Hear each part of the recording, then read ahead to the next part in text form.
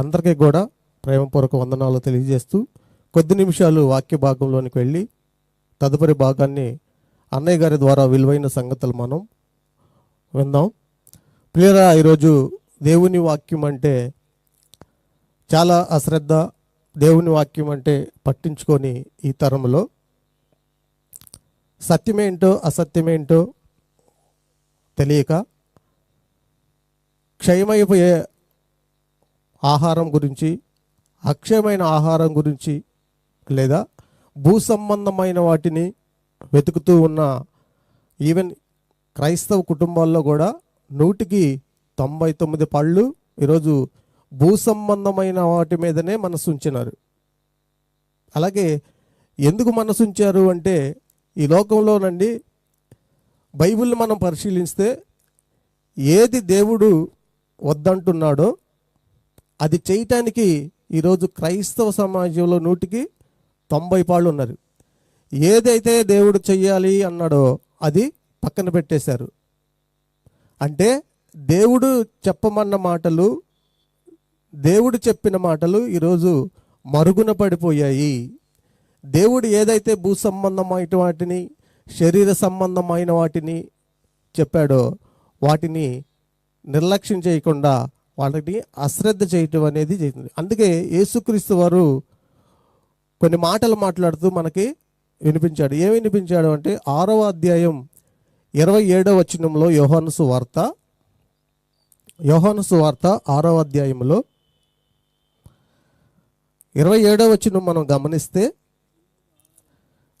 క్షయమైన ఆహారం కొరకు కష్టపడకుడి కానీ అన్నాడు. క్షయమైన ఆహారం కొరకు కష్టపడకుడి కానీ అక్షయమైన నిత్య జీవము కలగజేయు అక్షయమైన ఆహారం కొరకు కష్టపడుడి, మనుష్య కుమారుడు దానిని మీకు ఇచ్చును అన్నాడు.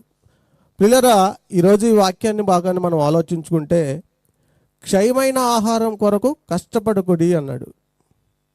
అంటే క్షయమైపోయే ఆహారం ఏంటి? అక్షయమైన ఆహారం ఏంటి? అది నిత్య జీవం ఇస్తుందా అని మనం ఆలోచిస్తే ఈరోజు నిత్య జీవానికి వెళ్ళాలి అని, లేదా అక్షయమైన ఆహారం కొరకు మనం ఎదురు చూడాలి అని, దానిని పరిశీలించాలని, అసలు ఆహారం అంటే ఏంటి అని మనం ఆలోచిస్తుంటే క్షయమయ ఆహారం కొరకు చాలా మనం కష్టపడతామండి ఈ భూమి మీద. అది దాని గురించి కష్టపడొద్దు అని చెప్పాడు కదా దేవుడు. కష్టపడకుడి అన్నాడంటే మనం ఉదయం లేచిన దగ్గర నుంచి సాయంత్రం పడుకునేంత వరకు దేని కొరకు కష్టపడతాం, దేని కొరకు దృష్టి పెడతాం మనం అంటే క్షయమైపోయే ఈ భూమి మీద తాత్కాలికమైన ఆహారం కొరకు. అంటే మన శరీరం కూడా క్షయమైపోతుంది, ఈ భూమి మీద భూమి క్షయమైపోతుంది, అంతరిక్షం అన్నీ కూడా క్షయమైపోయాయి ఇవన్నీ కూడా. కానీ అక్షయమైన ఆహారాన్ని సంపాదించుకోవాలంటే వాక్యాన్ని వెతికేవారు లేరు, వాక్యాన్ని భుజించేవారు లేరు, వాక్యాన్ని మన హృదయంలో దాచిపెట్టుకునేవారు లేరు, వాక్యం ద్వారా బలపడేవాళ్ళు ఈరోజు లేరు. అంటే ఉదయం లేచిన తర్వాత నుంచి కుటుంబాన్ని ఎలా పోషించుకోవాలి, ఎలా బ్రతికించుకోవాలి, ఎలా కష్టపడాలి అంటే ముందు యేసుక్రీస్తు వారు ఏమన్నాడు అంటే ఇవన్నీ ఏమి తిందుమో ఏమి త్రాగుదమో వీటిని గురించి మీరేం చేయాలన్నారు? ఆలోచించుకోకూడదు, చింతించుకోకూడదు. ఇవన్నీ మీకు అవసరమని నాకు తెలుసు. కానీ ఈ వాక్యాలన్నీ ఎలాగైతే మనం సండే స్కూల్లో చదువుకోవటం, సంఘాల్లో చదువుకోవటం, దాని గురించి ఆలోచించకుండా ఏదో వాక్యపట్నం చదువుకొని మర్చిపోతాం. ఏమి తిందుమో ఏమి త్రాగుదమో మీరు వాటి గురించి చింతించకంటే మన చింతంతా దేని మీద ఉంటుందండి? ఉదయం లేచిన దగ్గర నుంచి మన కుటుంబం గురించే ఆలోచిస్తుంటాం. మన కుటుంబం అంటే నేను ఏ వ్యాపారానికి వెళ్ళాలి, ఏ కూలి పనికి వెళ్ళాలి, ఏ ఉద్యోగానికి వెళ్ళాలి, అంటే ఏమి సంపాదించుకోవాలి, ఎలా తినాలి.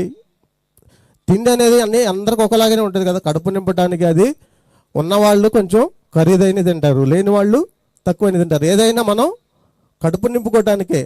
కానీ అక్షయమైన దానిది నిత్య జీవము అన్నాడు. అంటే నిత్య జీవం గురించి మనం ఆలోచిస్తున్నామా అని అంటే ఈ భూమి మీద 60-70 సంవత్సరాలు మనం తాత్కాలికంగా జీవించి తిరిగి ప్రయాణం అయిపోవటానికి మనం సిద్ధంగా ఉన్నాం. ఈ ప్రయాణం అయిపోయిన ఆ జీవితం ఎక్కడికి వెళుతుంది? మన ఆత్మను మనం రక్షించుకోగలుగుతున్నామా అని ఆలోచిస్తే ముందుగా యేసుక్రీస్తు వారు ముందు ఏం చేస్తాడంటే రాజ్యమును నీతిని వెతకమన్నాడు. ముందుగా ఏంటంటే అపోస్తలులకు చెప్తూ ముందు మీరు ఏం చేయాలి అంటే రాజ్యమును నీతిని వెతకాలి. అందుకే 6వ అధ్యాయం మత్తయి సువార్త 33వ వచనంలో మీకు ఆ మాట దొరుకుతుంది. ఆ చదవండి, ఒక మాట బాగుంటుంది మీకు. మీరు ఏమి తిందుమో, ఏమి త్రాగుదమో, ఏమి ధరించుకుందమో వాటిని గురించి చింతింపకుడి. వీటన్నిటి విషయమై అన్యజనులు విచారించుదురు. ఇవన్నీ మీకు కావాలనని పరలోకపు తండ్రికి మీకు తెలియను. కాబట్టి మీరు ఆయన రాజ్యమును ఆయన నీతిని మొదట వెతకుడి అన్నాడు. ఆయన రాజ్యమును ఆయన నీతిని మొదట వెతకాలి. ఎవరు వెతుకుతున్నారండి ఆయన రాజ్యాన్ని? ఆయన నీతిని ఎవరు వెతుకుతున్నారు? ఆయన మాటలు ఎవరు వెతుకుతున్నారు? అంటే అదే ఊర్లో వజ్రాలు దొరుకుతున్నాయి అంటే వెతికారు. ఈరోజు రియల్ ఎస్టేట్ వ్యాపారం అభివృద్ధి చెందుతున్నాయని ల్యాండ్స్ వెతికాము. పిల్లలకు పెళ్ళిళ్ళు కావాలని పెళ్లి కొడుకుని వెతికాము, పెళ్లి కూతురుని వెతికాము, భోజనం ఏం తిందామో అని వెతికాము, భూ సంబంధమైన అన్నిటిని వెతికాము. కానీ ఆయన నీతిని వెతికిన వాళ్ళు ఎవరున్నారు?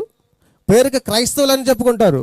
భూ సంబంధమైన వాటి మీద దృష్టి పెట్టుకుంటూ తాత్కాలికమైన ఈ జీవితాన్ని మనం అనుభవిస్తూ ఏమంటే ఈ లోకంలో ఉన్న అన్నీ అనిపిస్తూ ఒక స్కూల్స్ వెతికారు, ఏమంటే ఉద్యోగం రాలేదని వెతికారు, ఇవన్నిటిని వెతికారు. కానీ దేవుడు చెప్పినది వెతకలేదు.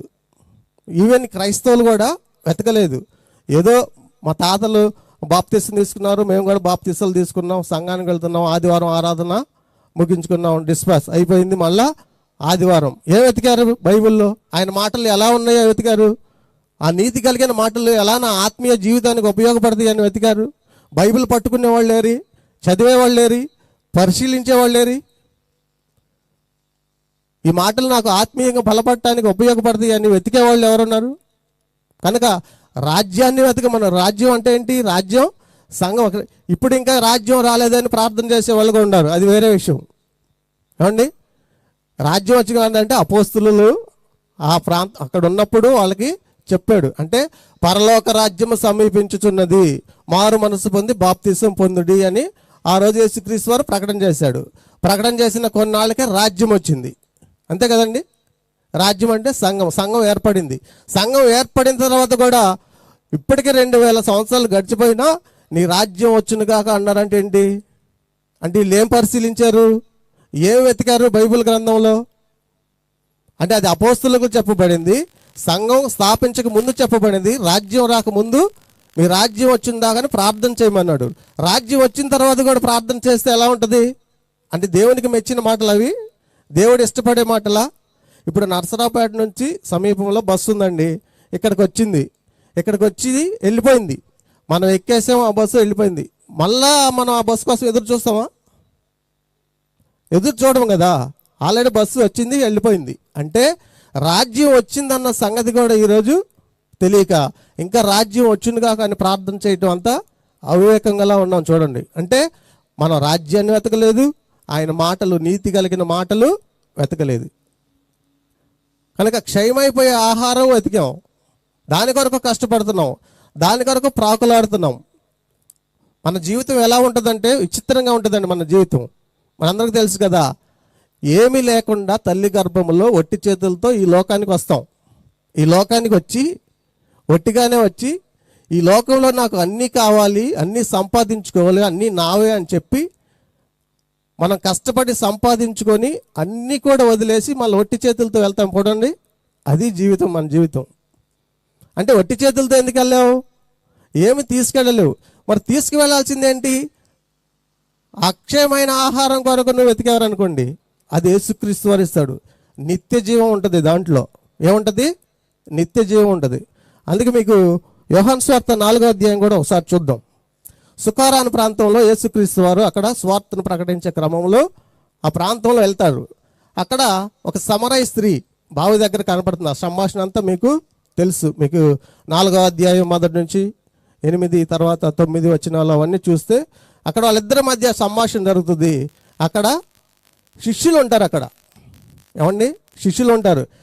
ఆమెతో మాట్లాడుతున్నప్పుడు ఈ శిష్యులు వేరే ప్రాంతానికి వెళ్ళి వేరే గ్రామాలకు వెళ్ళి వాళ్ళు భోజనం చేసి తిరిగి వచ్చేతలకి యేసుక్రీస్తు వారు ఏమవుతుంది, వాళ్ళకి సంభాషణ అంతా అయిపోద్ది, సువార్త ప్రకటిస్తాడు, ఆమె గ్రామంలోనికి వెళ్ళిపోతుంది, అనేకులకు సువార్త ప్రకటించి వచ్చేస్తుంది.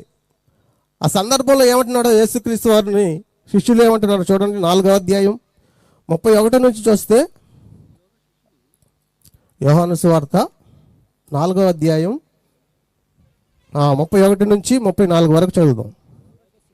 ఇలాగా శిష్యులు బోధకుడా భోజనము చేయమని ఆయనను వేడుకొనిరి.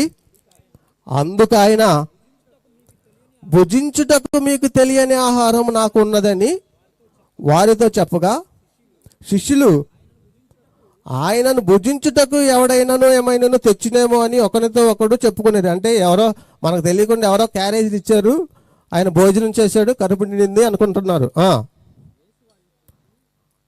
33 శిష్యులు ఆయన భుజించుటకు ఎవడైనాను ఏమైనాను తెచ్చినేమో అని ఒకరితో ఒకడు చెప్పుకునేది. యేసు వారిని చూసి, నన్ను పంపిన వాని చిత్తము నెరవేర్చుటయు ఆయన పని తుదముట్టించుటయు నాకు ఆహారమై ఉన్నది అన్నాడు.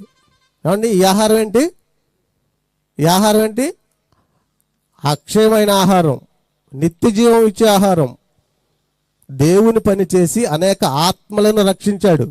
వీళ్ళు ఆకలి అవుతుందని క్షయమైన ఆహారం కొరకు మన శరీరాలు ఈ భూమి మీద ఏమండి 3 పూటలు అన్నం తినకపోతే మనం బలహీన పడిపోతాం. కనుక బ్రతకాలి. బ్రతికి అక్షయమైన ఆహారం కొరకుగా మనం కష్టపడి సంపాదించుకోవాలి. ఈ భూమి మీద ఏది సంపాదించుకున్నా సంపాదించకపోయినా పరలోకంలో స్థానం అనేది, స్థలం అనేది సంపాదించుకోవాలి. ఆ నిత్య జీవం లేకపోతే మనం ఈ భూమి మీద 60-70 సంవత్సరాలు బ్రతికి చనిపోయిన నిత్యాగ్ని దండానికి వెళ్ళిపోవాల్సి వస్తుంది. అందుకని మనం అక్షయమైన ఆహారం కొరకు వెతకాలి. అది దేవుడు మనకు దయచేస్తాడు. దేవుడు మనల్ని సర్దుగలుస్తాడు. అందుకే 10వ అధ్యాయంలో మీరు లూకాసు వార్త సందర్భాన్ని 2 మాటలు చూసి ముగిస్తాను. లూకాసు వార్తలో కూడా 10వ అధ్యాయం 38 నుంచి 42 వచనాలు మనం చూడగలిగితే,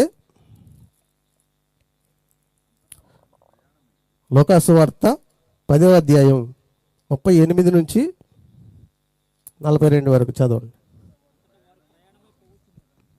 అంతటా వారు ప్రయాణమై పోవుచుండగా ఆయన ఒక గ్రామములో ప్రవేశించెను. మార్తాను ఒక స్త్రీ ఆయనను తన ఇంట చేర్చుకొనెను.